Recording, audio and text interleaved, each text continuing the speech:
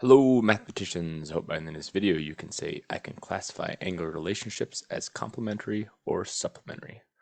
We're going to look at one example of each and see how they compare to each other. Complementary is two angles whose sum is 90 degrees. So we see right here angle X, Y, Z.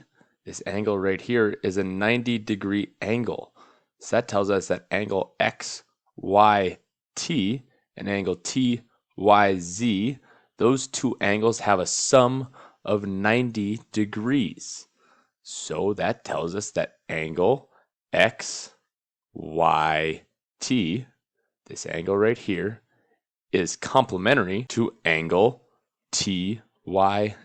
So angle XYT is complementary to angle TYZ because those two angles have a sum of 90 degrees. Now let's look at supplementary. We see that supplementary means two angles whose sum is 180 degrees. So we can see that angle ABC, that is a straight line or a straight angle, so that is 180 degrees. So that means that angle ABL and angle LBC have a sum of 180 degrees. So that tells us that angle ABL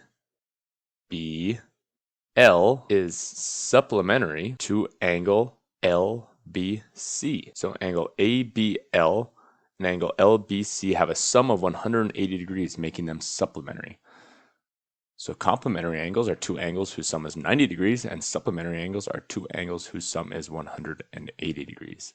So that is it for a video. Hope after watching this and getting in a little bit of practice, you can say I can classify angular relationships as either complementary or supplementary.